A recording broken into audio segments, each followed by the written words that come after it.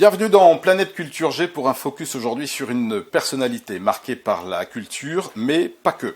Au cours d'une conversation, on l'espère sans tabou, on essaiera un peu plus aujourd'hui de découvrir une des figures de la Guyane en matière de sport notamment, un homme engagé, résolument tourné vers l'échange, le partage, la transmission. S'il a été l'un des tout meilleurs gardiens au monde dans les années 90, et notamment dans les cages du Paris Saint-Germain, celui que l'on a aussi surnommé le chat ou le jaguar, ancien champion du monde, ancien capitaine de l'équipe de France de football, a raccroché les gants depuis, mais demeure un ambassadeur qui partage son temps entre la Guyane, Paris et le Sénégal, entre autres, et souvent autour du sport. Bernard Lama, bienvenue. Merci. Merci d'être également avec nous à l'occasion d'un passage à Paris et dire que tout cela, quand on évoque la carrière du footballeur professionnel que tu as été, tout cela n'aurait peut-être pas existé ou aurait pu en tout cas ne pas exister de cette manière. Oui, enfin, de toutes les façons, selon mon père, ça n'aurait pas dû se faire, Oui.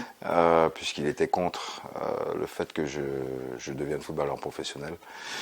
Il est vrai aussi qu'à cette époque, dans les fin des années 70, le football n'a pas l'impact qu'il a aujourd'hui, qui n'a pas l'impact qu'il a dans les années 90, 20 ans après. Donc on peut comprendre qu'un chirurgien souhaite autre chose pour son fils. Oui, parce que ton papa est déjà engagé dans la politique à cette époque-là ou... Ah oui, il est déjà maire. Il est maire, il est président de mon club de foot. C'est aussi un chirurgien renommé. Donc c'est quelqu'un que l'on respecte, qui est respecté et à qui on ne dit pas non. Donc c'était pas forcément très simple pour moi, d'autant plus que c'était en même temps mon entraîneur, mon mentor en fait. Et lui qui m'asseyait régulièrement, analyse ton match, analyse le match de l'équipe. Donc c'est lui qui m'a donné toute cette fibre footballistique. Et au final, j'ai dû carrément m'opposer à lui pour pouvoir accomplir mon rêve. Oui, c'était le professeur, quoi. Qu'est-ce qu'il souhaitait pour son fils? Un parcours classique avec des études, avec un bac, avec des études. Et si ça pouvait être la médecine, ça aurait été très bien. Mais seulement, moi, je n'avais pas la fibre des études. J'ai grandi près de la plage, près de la mer. Donc tous les jours, j'y étais. Et à développer. J'ai grandi dans la nature. Cette époque en Guyane, il n'y a pas beaucoup d'urbanisation, donc on vit en pleine nature. Et c'est là que j'ai développé toutes ces qualités-là, et puis surtout ce sentiment de liberté, cette impression de liberté que j'avais en permanence, quoi. Donc l'école m'enfermait plus qu'autre chose. Il fallait déjà, c'était quoi, une forme de rébellion? Il fallait s'imposer, s'affirmer face à... Disons que j'ai eu à m'affirmer à un moment donné. Le football, le sport, d'une manière générale, parce que j'ai pratiqué beaucoup de sport quand j'étais adolescent, m'a permis de m'affirmer, de me trouver une personnalité. Et après, c'est ma passion, en fait, et le fait de croire en moi aussi, qui m'a permis de m'opposer à mon père. Et heureusement qu'ils avaient rabaisser l'âge de la majorité, parce que s'il avait fallu attendre 21 ans, c'était mort pour moi. Oui, toi tu décides de partir contre son gré, bien évidemment, contre sa volonté, à ta majorité quand tu à ma majorité, c'est-à-dire qu'avant ça, je pouvais rien faire, je ne pouvais pas bouger, donc j'étais aux ordres. J'ai fait ce qu'il me demandait, j'allais à l'école, je suis allé jusqu'au bac, mais je n'imaginais pas aller au-delà du bac. Donc j'avais déjà aussi, comment je vais expliquer ça, j'avais aussi déjà des contacts avec les clubs, c'est-à-dire que... Comment tu les avais eus? En fait, les clubs, il y en a un qui s'était déplacé en Guyane déjà, le LOSC. Ensuite, ils avaient pris contact avec mon père, et qui lui avait refusé. Le LOSC avait avait dépêché son directeur sportif de l'époque, Charlie Samois, qui était venu me voir jouer en Guyane, qui était venu rencontrer mon père. Donc quand j'ai eu mes 18 ans, naturellement, j'ai récupéré le numéro et je l'ai rappelé. Oui. Je l'ai rappelé et je lui ai précisé que voilà, j'avais maintenant ma majorité et que j'étais en mesure de décider de ce que je voulais. Et c'est comme ça que je suis arrivé au LOSC. Ouais. Tu arrives directement à Lille en premier? Directement à Lille en premier, oui. Comment ça se passe? Difficilement au début. Un mois après mon arrivée, je me blesse gravement à la main. Très gravement, là encore ça aurait pu ne pas arriver. Absolument. Parce que ça s'est joué à peu de choses, donc derrière pendant plus de 3 mois je suis handicapé, hein, ma main je touche pas un ballon avec la main. Donc moralement c'était compliqué, c'était une période très très difficile parce que j'étais seul en fait, coupé de ma famille étant donné ce qui s'était passé avec mon père.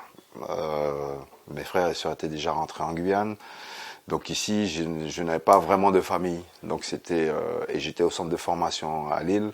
Parfois je me retrouvais seul dans le centre de formation. C'est une période très difficile. J'ai eu une première saison compliquée et en plus il faisait extrêmement froid. Oui, il y a aussi le décalage. Le premier hiver, là j'ai compris où j'étais, hein. Il faisait moins 20 degrés à Lille. Ça c'était marquant aussi. Mais en même temps, je n'avais pas le choix. Il fallait que j'aille au bout de ce que je voulais. Donc c'est aussi ce qui m'a tenu, ce qui m'a permis de tenir. J'avais un défi personnel à relever. Et puis, il était hors de question de rentrer en Guyane en ayant échoué. Il était hors de question, quoi. J'aurais pas pu rentrer chez moi en Guyane. Il fallait assumer ses choix et prouver que tu avais fait que j'avais raison, que j'avais fait le bon choix. Donc, ma motivation était toute trouvée. Au bout de cette première année, je suis prêté dans un autre club en deuxième division, où cette deuxième année ne se passe pas très bien non plus. Et là, je dirais que c'est de ma faute. Parce que je découvre la vie, quoi. Et là je suis, comme on dit, parti en live, ce qui n'était pas anormal. Mais en même temps, c'est ce qui m'a permis, quelques mois après, de m'asseoir, de me dire, mais écoute, t'es venu pour quelque chose et reconcentre-toi sur ton ambition et fais ce qu'il faut pour y arriver. Donc j'ai été de nouveau prêté dans un deuxième club de deuxième division et là le déclic est arrivé et j'ai commencé à devenir professionnel et voilà, au fur et à mesure, grimper les échelons, retourner à Lille en ayant signé un contrat professionnel. Et puis 2 ans après, j'étais titulaire en première division. On parle de la carrière, d'une partie de la carrière d'un footballeur professionnel, mais qui est un gardien. À l'époque, c'est peut-être pas ce qui fait. Des gardiens Black, il n'y en avait pas de toute façon. Oui. Donc je suis le premier gardien français ayant évolué à ce niveau. Donc c'est vrai que on ne faisait pas forcément confiance, on ne nous faisait pas confiance. Il y avait un contexte général qui était un peu particulier. La chance que j'ai eue, c'est que quand j'ai démarré en première division, il y avait Joseph-Antoine Bell, oui. qui arrivait, qui revenait de la Coupe du Monde. Donc ça me protégeait un peu. J'étais pas tout seul, mais j'étais le seul Français. Donc voilà, il a fallu faire son trou. Et bon, en plus, j'avais une personnalité déjà qui était affirmée, donc je venais pas de n'importe où non plus. Voilà, je m'exprimais tel que je le fais aujourd'hui. Et ça, c'était pas forcément toujours bien vu à l'époque, quoi, dans notre milieu. Ah ouais. Mais d'abord, qu'est-ce qui te pousse à vouloir devenir gardien de but, Bernard Lama? J'ai d'abord, je pense, une révélation. Quand j'ai 7 ans, je regarde la Coupe du Monde à la télé. C'est la Coupe du Monde au Mexique. C'est le Brésil qui gagne. C'est Pelé, c'est Tostão, c'est Jairzinho, c'est Carlos Albertos qui vient malheureusement de décéder dernièrement. C'est une vraie révélation. Je veux faire ça. C'est-à-dire que je veux gagner la Coupe du Monde. Ouais. C'est parti comme ça. Et d'un rêve, c'est devenu une ambition.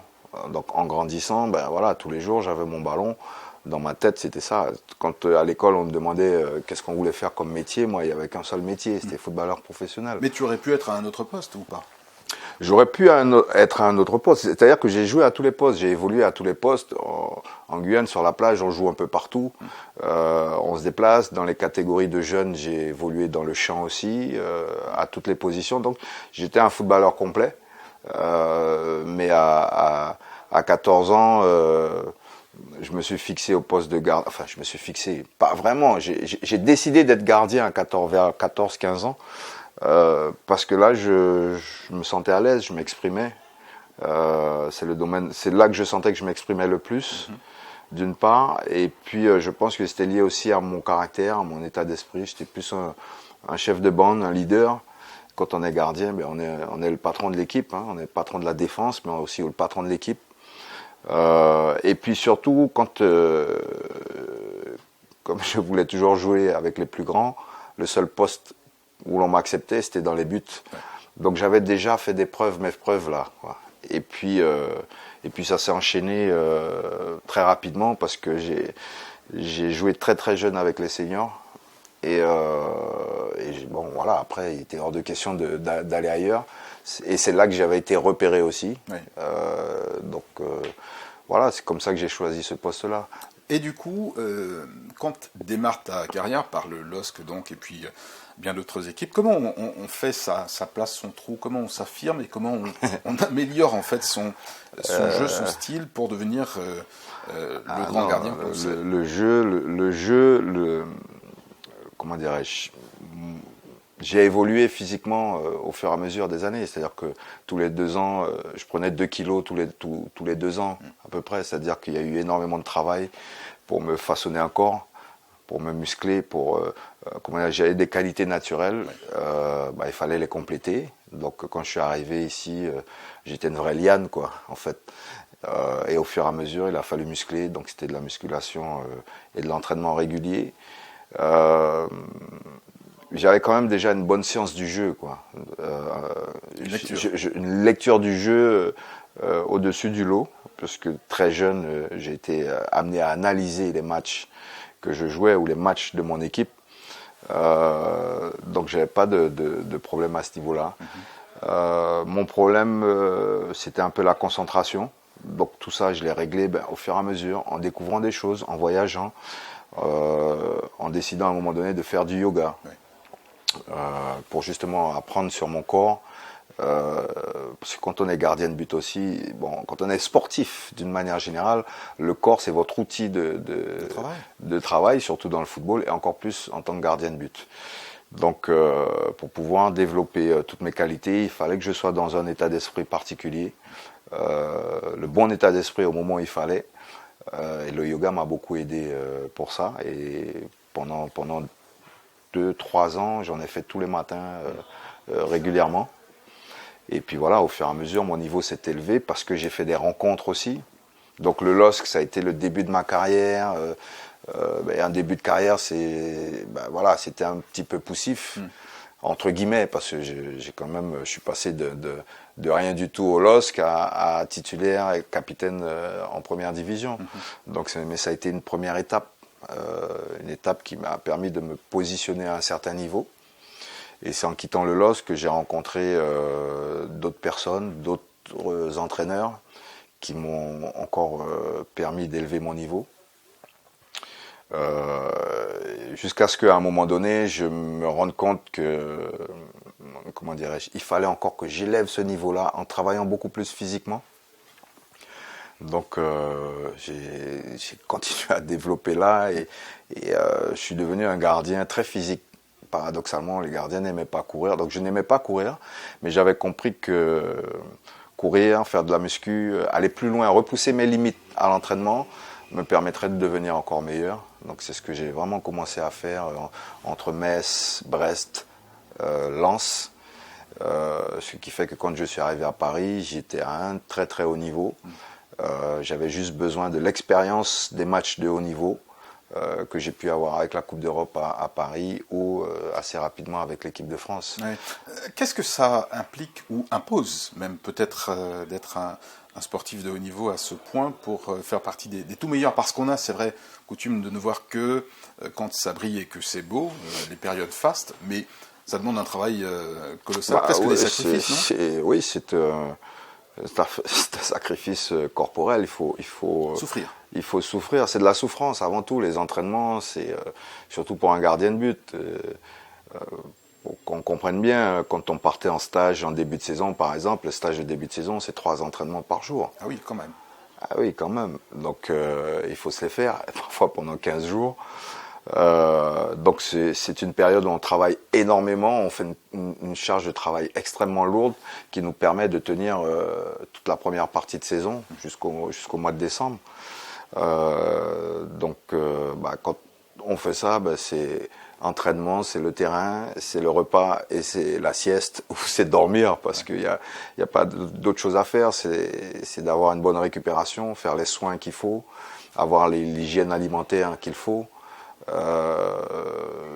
Tout en n'oubliant pas que nous sommes des hommes, que nous devons vivre, parce que justement, il ne faut pas non plus, le sportif de haut niveau alors il y en a qui vivent complètement dans leur bulle, qui sont complètement dédiés à ça. C'est une façon de voir les choses, c'est une question de caractère aussi. Moi, en ce qui me concerne, non, j'étais quand même plus... j'avais besoin de vivre, quoi. J'avais besoin de vivre sans forcément aller à droite et faire des bêtises, faire n'importe quoi. Mais j'avais besoin d'aller voir des concerts, j'avais besoin d'être dans la société. Toujours ce besoin de liberté, en fait, quelque part. D'une certaine manière, et puis de recherche, d'amélioration personnelle. C'est-à-dire que je m'améliore en tant qu'homme, je vais m'améliorer en tant que footballeur. C'est-à-dire que plus j'en sais en tant qu'homme, plus j'ai d'instructions et mieux je serai dans mon métier. Et moi, c'est comme ça que je voyais les choses. Et puis la chance que j'avais aussi, c'est que dans le football, on voyage énormément. Donc on apprend énormément de choses. On voit beaucoup de pays, on rencontre beaucoup de monde et on s'enrichit, en fait. Et plus on est riche en tant qu'homme, et meilleur on est en tant que footballeur, parce qu'on peut mieux analyser les choses. Moi, mon objectif, si vous voulez, c'était d'être prêt physiquement, techniquement et mentalement, mais de ne pas être un robot, ne pas être quelqu'un qui était que dans ça, quoi, en fait. Et donc, tout ça me permettait, moi, j'adore la musique, j'en fais, je joue au tambour, j'aime ça, et je m'en servais pour m'entraîner. Pendant mes vacances, quand je rentrais au Guyane, j'allais danser le Kaseko plutôt que d'aller courir sur la plage. Donc c'était, voilà, moi ma façon d'être, c'était d'exprimer quelque chose, un état d'esprit quand je jouais, quoi. Donc c'est pour ça que j'avais aussi ce style-là, très coloré d'une part, et aussi bon, très félin, parce que ben voilà, tout ça était lié aux origines. Oui, il y a toute une symbolique finalement autour de ce qu'on a pu voir dans les années passées. Le surnom du chat ou du jaguar vient donc de cette époque-là? Je sais pas de quand ça vient, je pense que c'est venu naturellement. Pourtant, je suis un lama, je suis pas un chat. Oui, mais bon, voilà, on va toujours m'appeler le chat. Non, je pense que c'est parce que j'avais quand même beaucoup de souplesse, d'une part, et une capacité à aller chercher les balles dans les airs, à me mouvoir dans la surface, qui pouvait faire penser à un chat quand il se déplace d'un espace à l'autre. Voilà, je pense que c'est venu de ça. Ouais. Les années fastes de Bernard Lama, le top du top, c'est quoi? C'est le début des années 90, notamment dans les cages du PSG ou pas? Non, j'étais déjà très fort avant d'arriver au Paris Saint-Germain. C'était dans un contexte différent, mais j'ai commencé, je pense, à prendre une dimension au-dessus à partir de la deuxième partie de saison à Metz, quand j'étais à Metz, quand je suis passé à Metz. Il y a eu un déclic, parce que j'avais un entraîneur avec moi, Jean Nicolaï, qui m'a vraiment fait franchir un palier, parce qu'il m'a apporté des réponses techniques à certains problèmes que j'avais. Et à partir du moment où j'ai réglé ces problèmes-là, c'était parti et je me suis plus arrêté. Ensuite, à Brest, j'étais déjà bien, très bien même. Lens aussi, parce que c'est une année, comment dirais-je, ouais, j'étais au top déjà, quoi, en fait. Je jouais pas forcément dans les bons clubs. Enfin, pour pouvoir aller en équipe de France, hein, puisque... Pour être repéré, en fait. Non, j'étais déjà repéré. Mais le fait de ne pas jouer dans un gros club permettait à ce qu'on ne me sélectionne pas, quoi, en fait. C'est aussi compliqué que ça, finalement? À l'époque, oui, c'était comme ça. À l'époque, c'était ça, quoi. Et il y avait 3 gros clubs, et on retrouvait souvent les sélectionnés dans ces 3 gros clubs. Surtout au poste de gardien, qui était un poste un peu particulier. Mais dès que je suis arrivé au Paris Saint-Germain, ben, ça a été, on ne pouvait plus m'empêcher, et c'était une évidence, et j'ai été sélectionné immédiatement. Ouais, rapidement. Les tractations, elles se passent comment? Comment elles se font? Par l'intermédiaire d'agents? Tractations? Oui, pour être entre clubs. Dans un club, pour être sélectionné. Ah ben oui, non, la sélection c'est autre chose. La sélection, pour moi, comment ça se passe, il faut être bon sur le terrain, tout simplement, quoi. Le meilleur agent, moi j'ai toujours dit à mes coéquipiers, mais à moi-même, je me suis toujours dit que j'étais mon meilleur agent. Tant que j'avais des performances de haut niveau, ben, j'aurais eu des propositions, j'aurais eu des clubs qui voulaient me faire signer. Donc après, ben, il y a une personne où j'ai démarré ma carrière, il n'y avait pratiquement pas d'agent. Oui. C'est un métier qui n'existait pratiquement pas. Les agents qui travaillaient à l'époque, c'était des gens qui étaient dans le cinéma et qui travaillaient avec Platini, ou voilà, parce qu'il n'y avait que Platini. C'est un métier qui est arrivé, qui s'est installé au milieu des années 80, fin des années 80. Et donc moi, mes premiers contrats, je les ai signés sans agent. D'ailleurs, le premier contrat, on n'avait pas trop le choix. C'était imposé. Et c'est à partir du deuxième contrat qu'on commençait à négocier. Donc moi, j'allais voir les anciens, les joueurs expérimentés, les garçons qui avaient joué des Coupes d'Europe, qui avaient joué à Saint-Étienne et tout ça, pour leur demander conseil en fonction des propositions qui m'avaient été faites. Et puis voilà, c'est comme ça que j'ai négocié. Et puis après, sur la deuxième partie de ma carrière, là, j'avais un agent qui négociait pour moi, mais il pouvait pas négocier correctement si j'étais pas performant. Bien sûr. Qu'est-ce que ça a changé d'être le gardien du club de la capitale, du Paris Saint-Germain, en fait? Tu l'as dit, c'est le club de la capitale. Ouais. Donc ce club-là est d'une dimension différente, et c'est le club de la capitale. Donc il est regardé par tout le monde. Et qu'il soit bon ou qu'il soit pas bon, Paris restera toujours la capitale. Et donc on imagine bien ce que ça donne quand on va jouer en province. Donc voilà, c'est un phare. Et puis c'était un choix volontaire, voulu.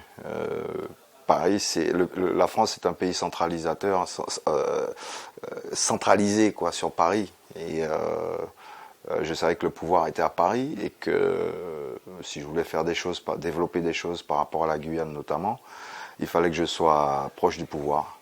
Et d'autant plus que le pouvoir venait à nous dans les stades.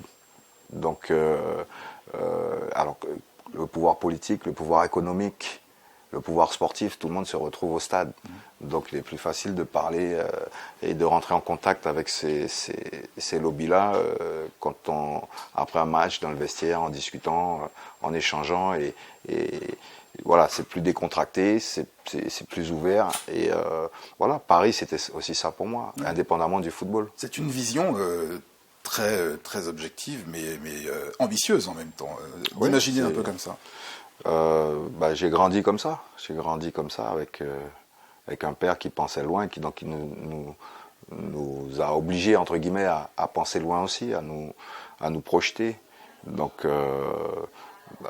quand j'ai été amené à choisir le Paris Saint-Germain, c'était malgré les propositions bien plus intéressantes d'autres clubs. Les choses étaient évidentes pour moi. Je savais que j'allais rentrer en Guyane après ma carrière. Donc je voulais avoir, comment dirais-je, un lien avec le pouvoir pour pouvoir éventuellement influencer au niveau de mon pays, au niveau de la Guyane. Oui.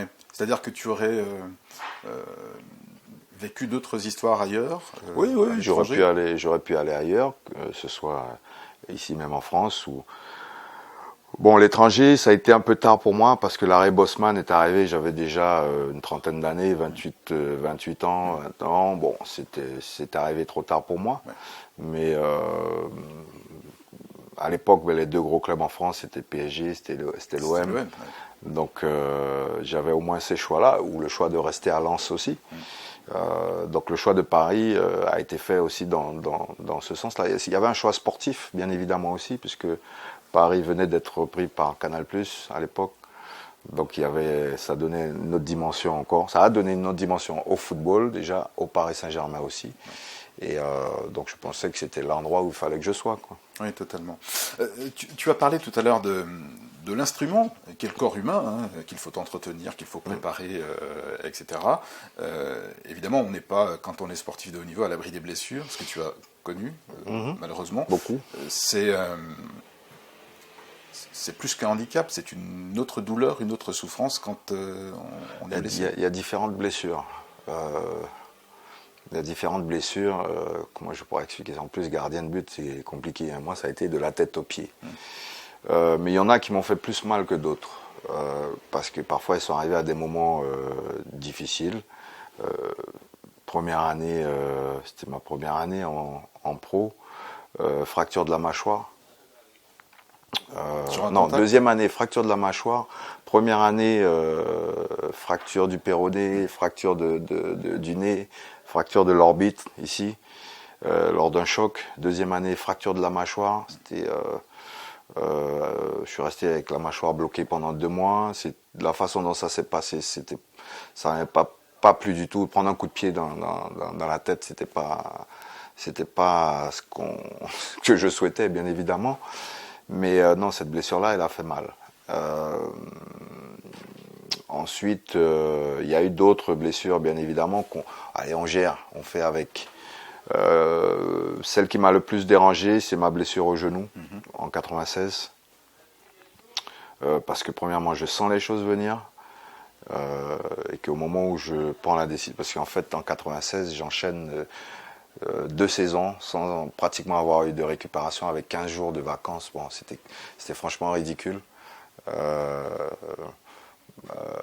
fait le championnat d'Europe. Donc, quand on fait un championnat d'Europe, ça veut dire qu'avant ça, on vient de faire une saison complète.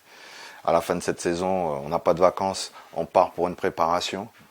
On joue un championnat. On arrive en demi-finale. Donc, on arrive au bout de la compétition. Pendant que vous faites votre compétition, vos copains ils ont déjà repris l'entraînement au club et quand vous finissez la compétition, on vous dit que vous avez 10 jours de repos. Ça fait 1 an très exactement que vous jouez au football, que vous donnez physiquement, mentalement, donc très compliqué. Et moi c'est ce qui m'est arrivé en 96. J'ai eu très peu de vacances, j'ai repris l'entraînement 10 jours avant le début du championnat. Et donc j'ai repris l'entraînement. Je n'ai pas fait de préparation. Mon corps n'avait pas récupéré. Donc j'ai repris la compétition. J'étais en forme. J'avais encore toute l'énergie du championnat d'Europe, toute la concentration, mon niveau de concentration qui s'était élevé encore. Donc j'ai encore pris une autre dimension. Et à ce moment-là, j'ai aussi raté un transfert à Barcelone, ce qui m'a beaucoup énervé. Frustré même, et c'est vrai que je suis dans une période, bon, j'ai pas envie de reprendre. Bon, je reprends, je fais 1-2 matchs, ça se passe bien, et puis après je me donne une motivation parce que j'en avais besoin, et je dis à mon agent à l'époque qui était Pape Diouf, je dis Pape, ça y est, j'ai trouvé une motivation et je prends plus de buts. Et j'ai fait 7 matchs d'affilée sans prendre de but, et je me blesse à un moment où je sens que je faiblis physiquement, mon corps et notamment ma jambe droite faiblit.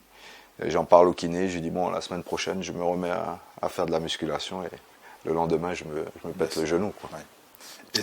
Donc cette blessure-là, elle a coupé mon élan, oui, en fait, parce qu'à ce moment-là j'étais au-dessus de tout, quoi, et il n'y a rien qui pouvait rentrer parce que je voyais tout. C'est comme si j'étais dans un film, que j'étais acteur, réalisateur en même temps, voilà, en fait. J'étais au-dessus et je voyais ce qui se passait. Ouais, d'autant que cette blessure, finalement, aura des conséquences extrêmement importantes, parce que c'est un peu à cause d'elle que tu seras un peu la doublure de Barthez, en tout cas sur le banc. Oui et non, il y a la blessure, il y a la suspension oui, pour avoir fumé. C'est un tout. Ouais. C'est-à-dire que d'un côté, j'ai donné le bâton pour me faire taper dessus. Ouais. Et de l'autre côté, mon corps, il a lâché. Donc, je pense que c'est un tout. Il y avait le contexte médiatique aussi. La main, c'était une grande gueule. Donc, je pouvais déranger aussi certains. Beaucoup de blagues commençaient à arriver en équipe de France. Ça en dérangeait beaucoup aussi. Donc, voilà, il y a des gens qui avaient besoin d'équilibrer les choses. Donc, j'en ai fait les frais, mais voilà, ça fait partie d'eux. Hein. Il faut savoir l'accepter, ça. Oui. Quand tu refuses de jouer c'est quoi, c'est le dernier match Non, j'ai pas refusé de jouer. C'était le 3e match de la Coupe du Monde. Oui. On était déjà qualifiés et donc l'entraîneur faisait tourner. Je n'ai pas refusé de jouer. On ne refuse pas de jouer un match de Coupe du Monde et un match d'une équipe nationale. On n'y va pas tout simplement, mais on ne va pas y aller et puis refuser de jouer un match. Je n'ai pas refusé de jouer un match, j'ai discuté avec l'entraîneur.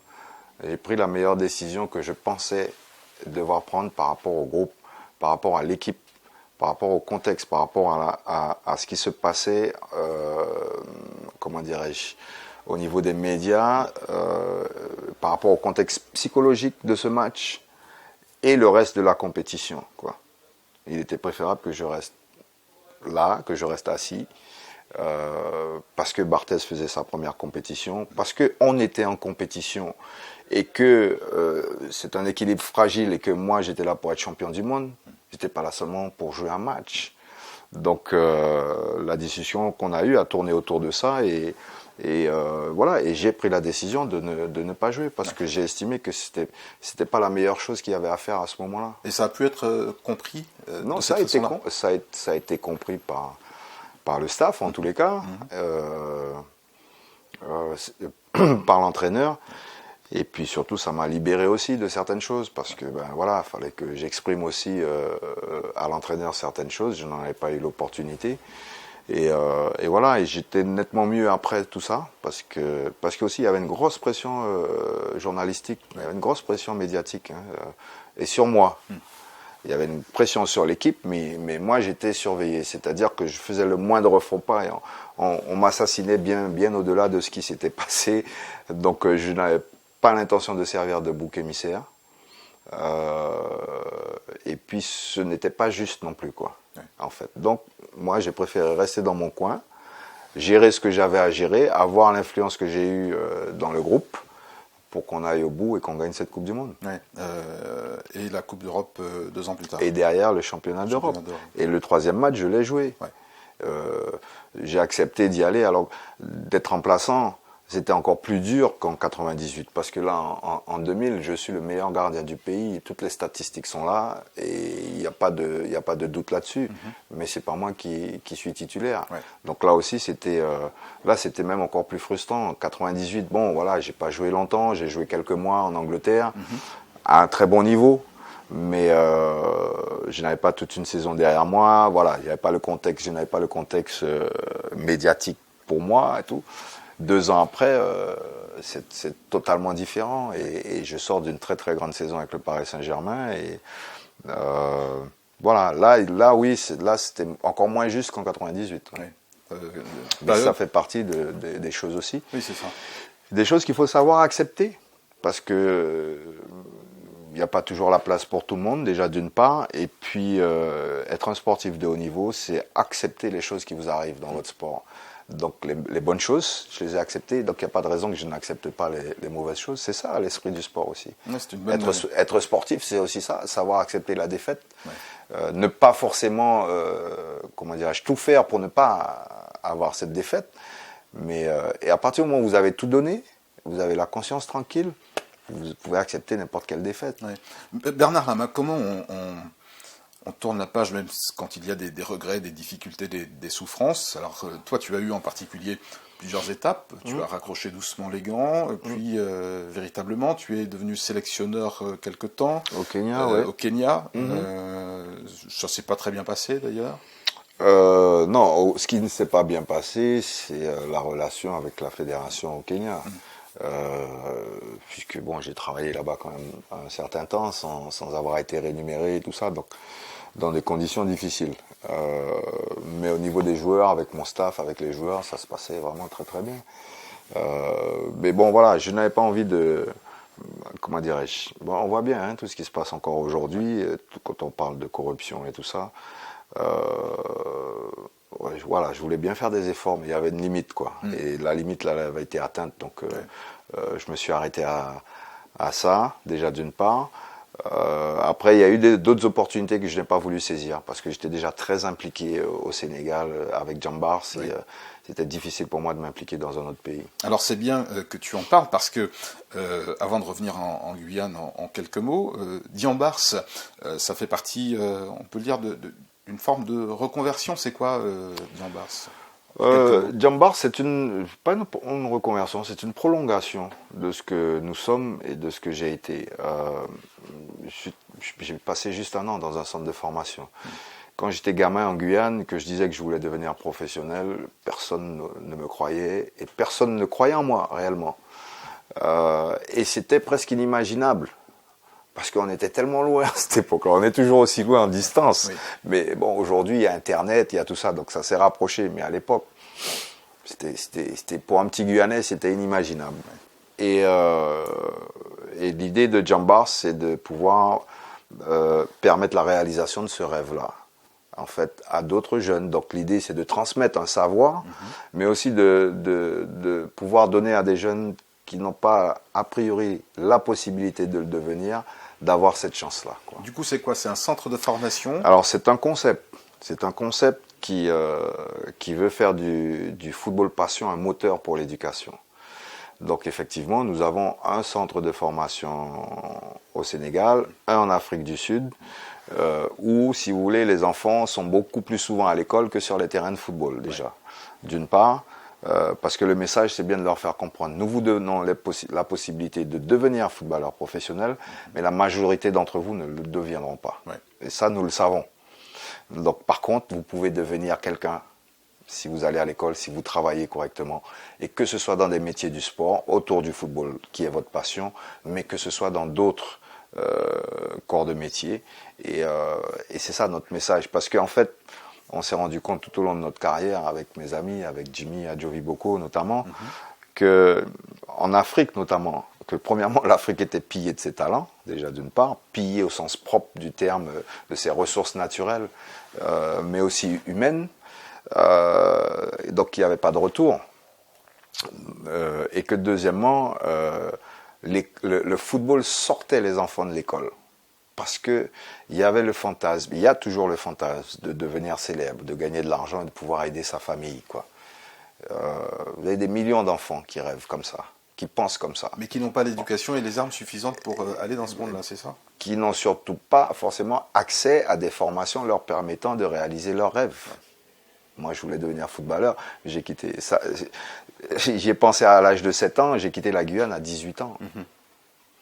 J'ai quitté la Guyane à 18 ans, donc, et il n'y avait aucun centre de formation en Guyane, il n'y avait aucune filière pouvant m'amener vers le haut niveau. Donc l'idée, c'était de créer cette filière-là, de créer les conditions qu'il fallait pour que les enfants aient leur chance, mais que ce soit sur le terrain ou à l'école, parce que pour nous, l'école est aussi importante et va de pair, quoi. Ouais.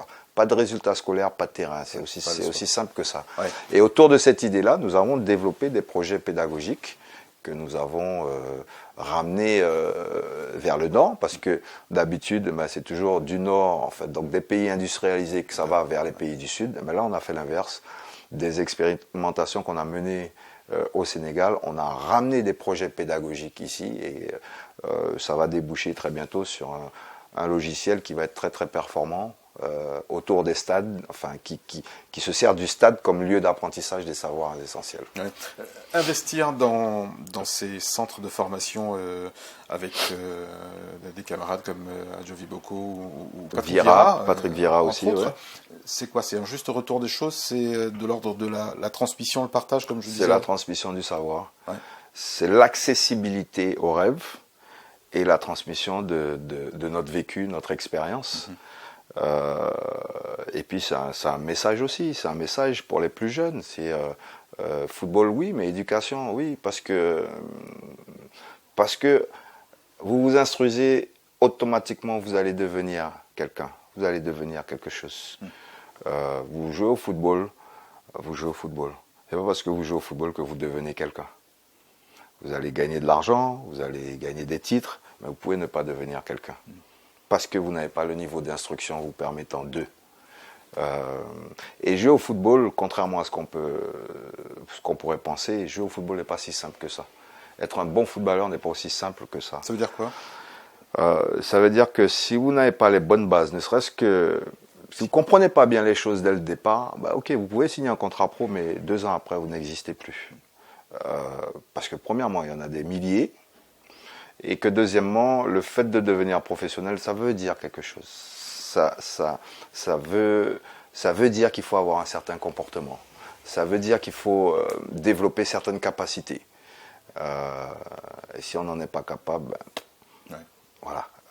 Et c'est pour ça qu'il y a des footballeurs. Il y a des joueurs de haut niveau, de très haut niveau, et puis il y en a qui sont en dessous, tout simplement. Parce qu'il faut être capable, tout au long de ces années-là, de se développer au fur et à mesure, afin d'atteindre son Graal, quoi. Ouais. Toi, tu parlais tout à l'heure de l'époque qui évolue à chaque fois et des choses qui étaient extrêmement différentes à tes débuts, 20 ans plus tard, etc. Comment tu perçois, toi, aujourd'hui, tous ces changements, justement, autour de nouvelles générations, de contrats surprenants, de stratégies, etc., autour du foot professionnel? Tout ça ne m'étonne pas. Ça m'étonne pas parce que, premièrement, le football, c'est le sport numéro 1 au monde. Donc, avec derrière de très gros enjeux économiques, le sport est devenu une économie à part entière, en fait. Donc, à partir de ce moment-là, tout explose. Il n'y a pas une forme de démesure, quand même, sans être désobligeant ou porter de jugement, mais tout de même. Démesure par rapport à quoi? Par rapport à des contrats, des salaires, des choses qui dépassent quelquefois l'entendement. C'est bien un état d'esprit, je dirais, français, ça. Je pose la question, je ne fais que poser la question. Il n'y a personne qui travaille gratuitement, qui fait des heures et des heures d'entraînement ou autre, et qui, à la fin du mois, ne veut pas être payé. Mais dans d'autres Après, tout le monde, mais oui, mais sauf que tout le monde ne peut pas devenir footballeur. Je suis désolé, devenir footballeur, c'est avoir du talent déjà. Signer un contrat professionnel, tout le monde ne signe pas un contrat professionnel. C'est déjà avoir un talent. Et ensuite, plus ce talent-là permet de faire gagner des matchs, et plus vous allez être payé, ce qui est logique. Le patron d'une société et que vous faites votre boîte, elle gagne de l'argent d'année en année, on va vous récompenser, on va vous donner sur les dividendes, on va vous donner des primes. Le football, c'est exactement la même chose. Ouais. À la différence près que c'est un sport qui est beaucoup plus médiatisé que les autres. Et c'est cette médiatisation aussi qui fait vivre les clubs. Ouais. Les droits de télé qui sont payés en Angleterre, qu'est-ce qui les donne? Ce sont les télés. Bon, ça c'est en Europe. Mais si on va sur un autre continent, si on va aux États-Unis, on voit des joueurs de basket qui signent des contrats de 100 millions de dollars sur 4 ans. Aussi. Je connais pas de footballeur qui signe. Je connais pas de footballeur qui signe à ce tarif-là. Et quand un joueur est transféré, Pogba, il a été transféré. C'est le joueur qui a coûté le plus cher aujourd'hui, qui a coûté le plus cher. L'argent n'est pas pour lui. Les 120 millions d'euros là, ils sont pour son club, le club où il était, la Juventus de Turin, et réparti avec d'autres clubs en fonction des accords qu'il y a eu précédemment ou quoi que ce soit. C'est pas lui qui va gagner cet argent. Alors c'est peut-être à la différence du basketteur ou du footballeur américain ou du mec qui fait du baseball, comme aux États-Unis, qui lui, il empoche les 100 millions. Alors ça, c'est probablement sur la communication qu'il faut en effet revoir un certain nombre de choses. Oui, je pense que... oui, pourquoi? Parce que les médias, d'une manière générale, la seule communication qui les intéresse par rapport aux sportifs, c'est ce qu'ils gagnent, avec qui ils sortent, ce qu'ils ont comme montre, ou ceci ou cela. Par contre, les heures de travail qu'il faut faire, on ne les montre pas. Ouais. Les heures de travail que vous faites en salle de rééducation quand vous êtes blessé, c'est-à-dire qu'on peut comptabiliser ça en années.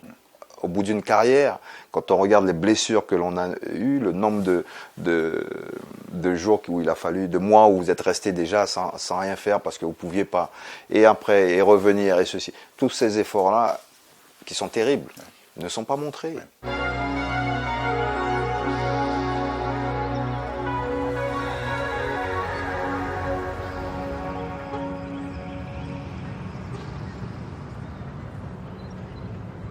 Donc bon, là on est en plein soleil, donc on va pas rester très longtemps.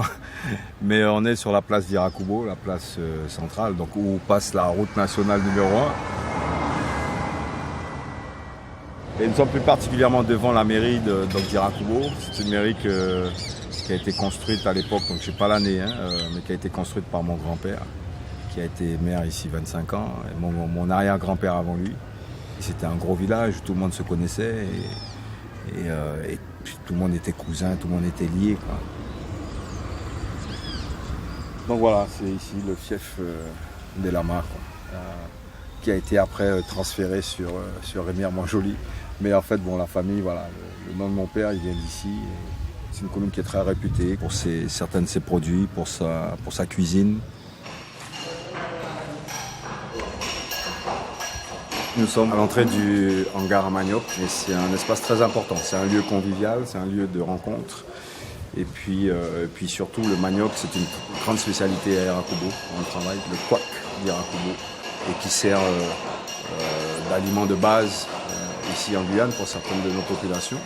Et donc c'est pour ça que cet espace il est important parce qu'il permet de perpétuer aussi certaines traditions. Je disais en préambule, Bernard Lama, que tu étais un ambassadeur de la Guyane. Tu as choisi, toi, d'y vivre. C'est pas courant. Comment tu expliques ce choix, ce retour, en fait, aux sources, au pays? Pour moi, il n'y a pas d'explication à donner. C'est quelque chose de naturel. Effectivement, je suis né en France, mais ça, c'est pendant que mes parents faisaient leurs études. Moi, j'ai grandi en Guyane.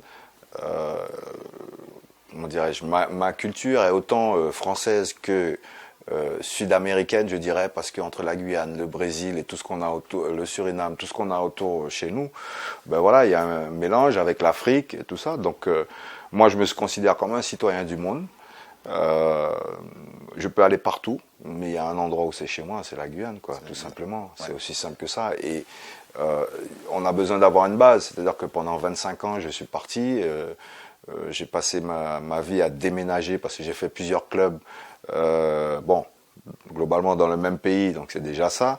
Mais passer 20 ans de ma vie, aller à droite, à gauche, jouer des matchs sur tous les continents. Il arrive à un moment donné, on a besoin d'être chez soi, on a besoin d'avoir une base. Donc voilà, ma base, c'est la Guyane, il n'y en a pas d'autre. Et tu y es impliqué, je vais dire économiquement, en tout cas tu... Oui, j'y suis impliqué économiquement. Donc moi, mon idée, c'était de retourner chez moi, mais aussi pour développer chez moi, développer en matière de football. Donc dès que je suis rentré, je me suis réinvesti dans mon club, à l'USL Montjoly, dont je suis le manager général depuis que je suis rentré.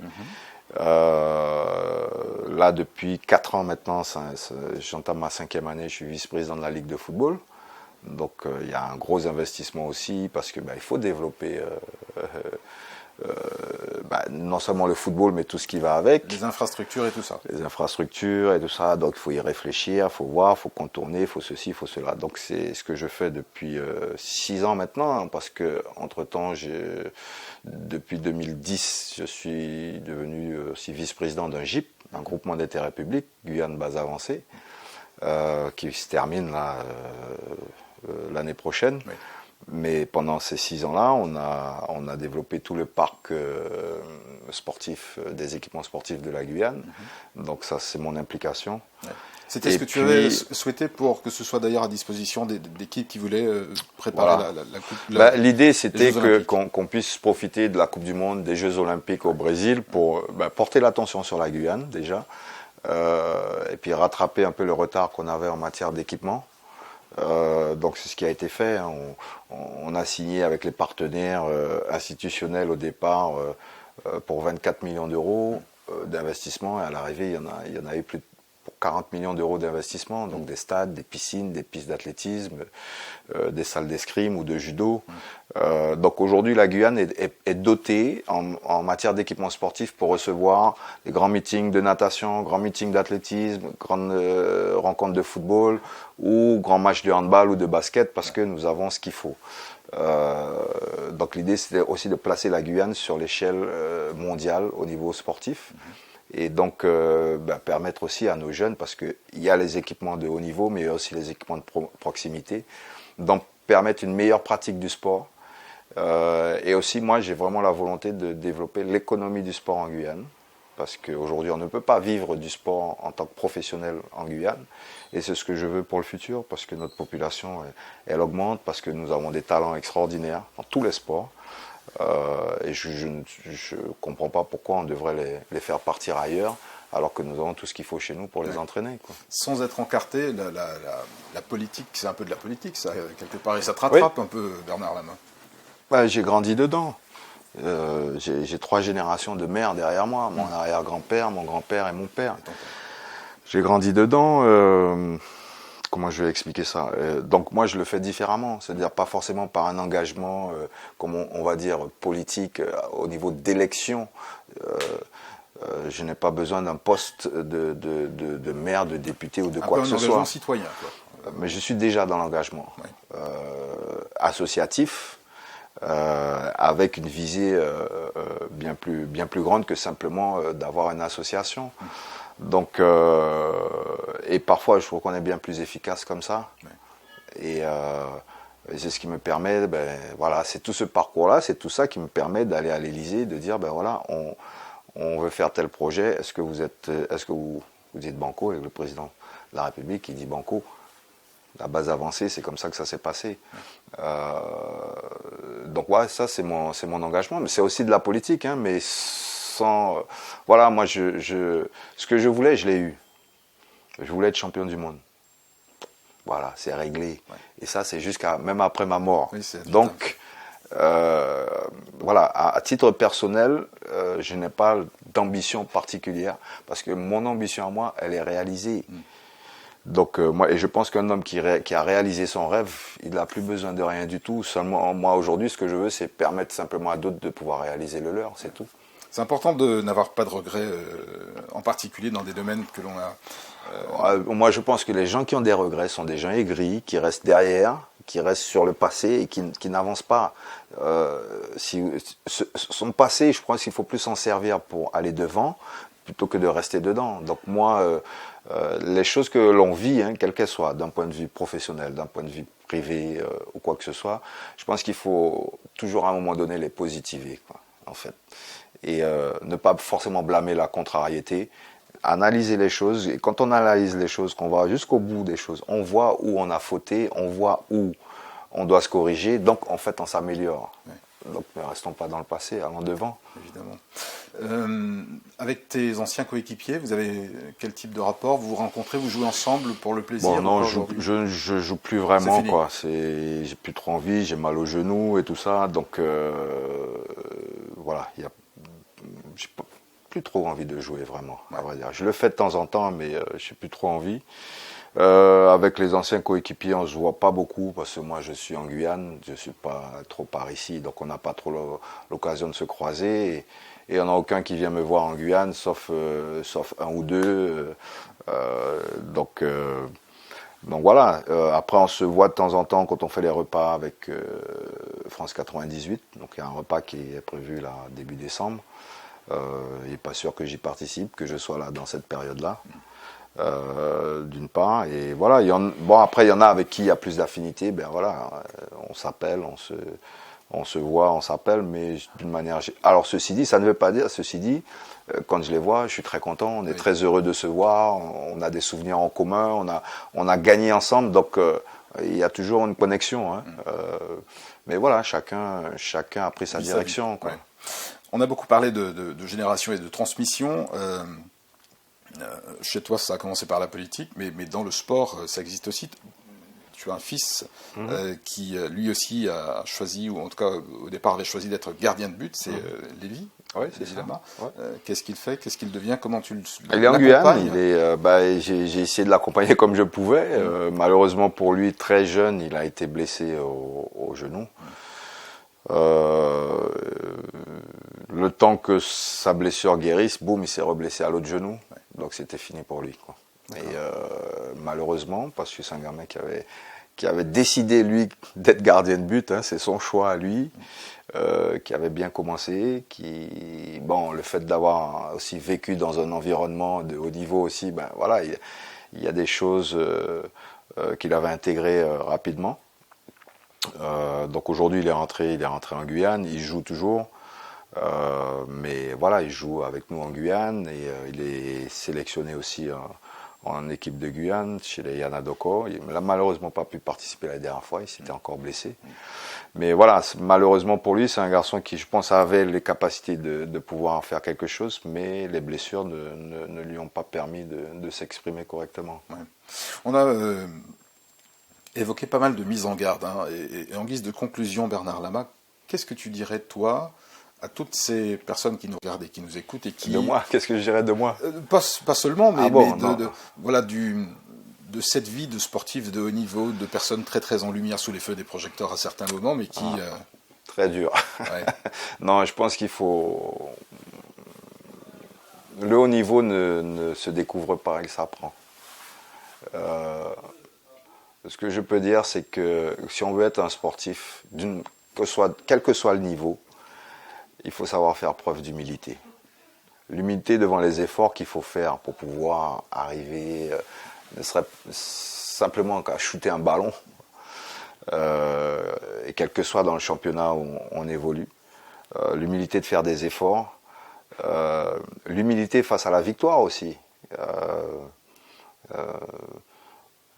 Souvent quand vous gagnez, vous avez plein d'amis autour de vous, plein de monde vous font plein de compliments et tout ça, mais ça peut vous faire beaucoup de mal aussi. Et je pense que la grande leçon du sport, elle est là. C'est qu'il faut d'abord être humble pour pouvoir devenir quelqu'un.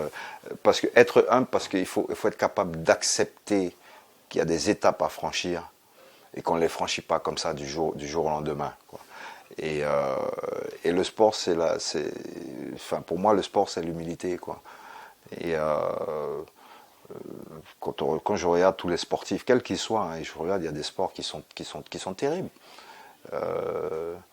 Les triathlètes, par exemple, ou la boxe, ou les tennisman qui restent 5 heures sur un terrain pour pouvoir gagner un match. Mais au football, on ne reste pas 5 heures sur un terrain pour gagner un match.